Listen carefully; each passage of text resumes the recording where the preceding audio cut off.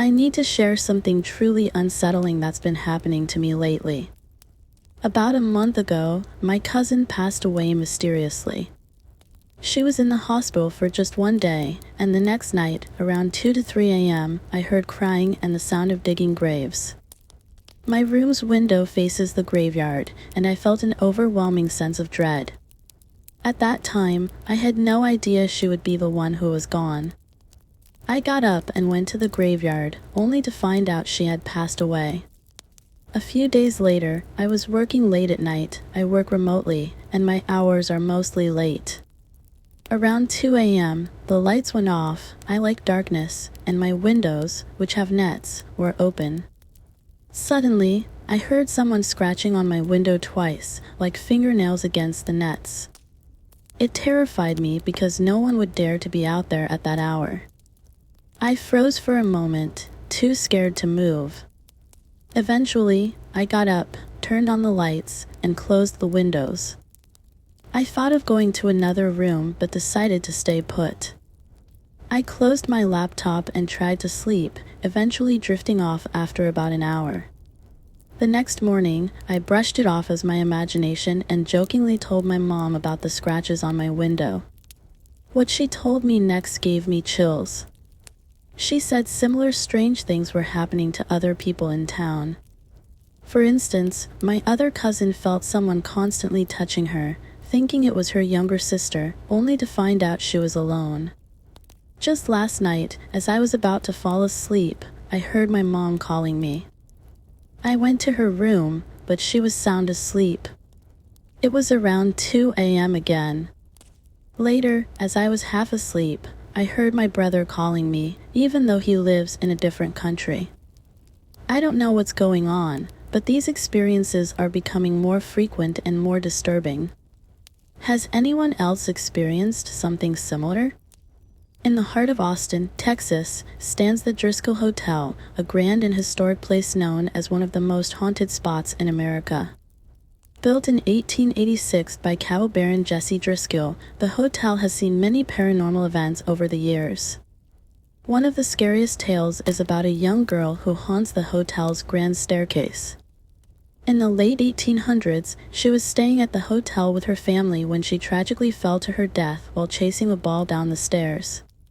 Since then, guests and staff have reported seeing the ghost of a little girl playing with a ball in the hallways and on the stairs. Another creepy story involves room 525. In the 1990s, 2 different brides, on separate occasions, took their own lives in this room. Both brides were on their honeymoons and were found in the same way, leading to a belief that the room is cursed. Guests who stay in room 525 often report feeling a strong sense of sadness and claim to hear sobbing and whispers in the middle of the night. One famous haunting is about a Texas senator who stayed at the Driskill Hotel in the early 20th century. The senator's ghost is said to haunt the hotel bar, where he had a fatal heart attack.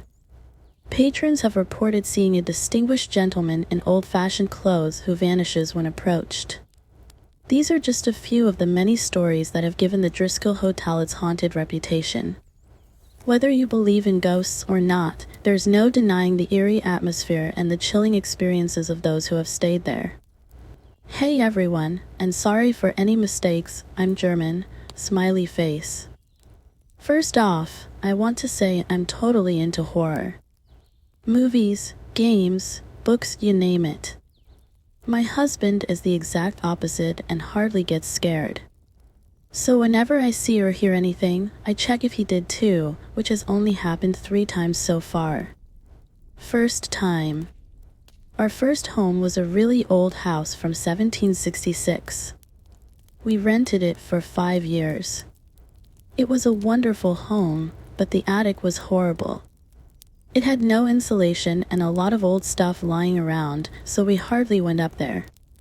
Yet, I could have sworn I sometimes heard things moving. My husband never heard any noises, so I shrugged it off. In our second year, we installed new fire alarms. Shortly after, I was woken by a loud thump in the middle of the night. Right after that, the fire alarm under the attic went off. Surprisingly, my husband also heard the thump. We checked for fires first and turned off the alarm. Since everything was fine, we decided to check the attic. There was only one thing out of place, an old, rusty axe lying right above where our fire alarm was installed. Second time. This happened about a year and a half ago. We moved into my in-laws' house, a 3-story building with a big hallway and lots of stairs.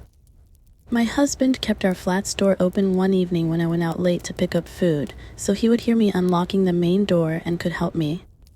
He did hear me downstairs, and when he went down, we both heard a buzzing sound in the hallway, like when you have your smartphone on a windowsill and it vibrates. We checked the house for intruders and found none.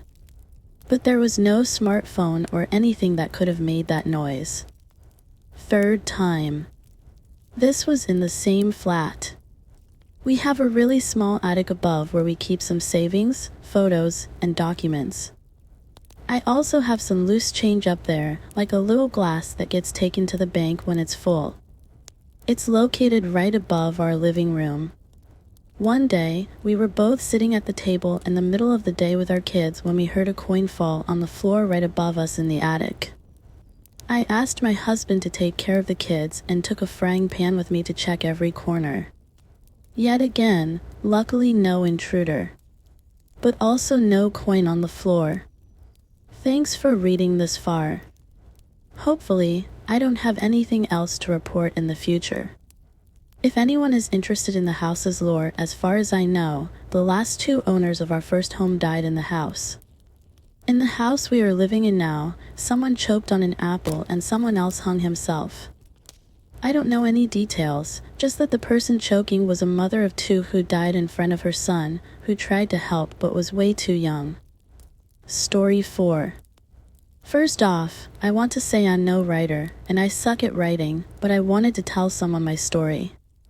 It was 2012, and I was dating this guy named Michael.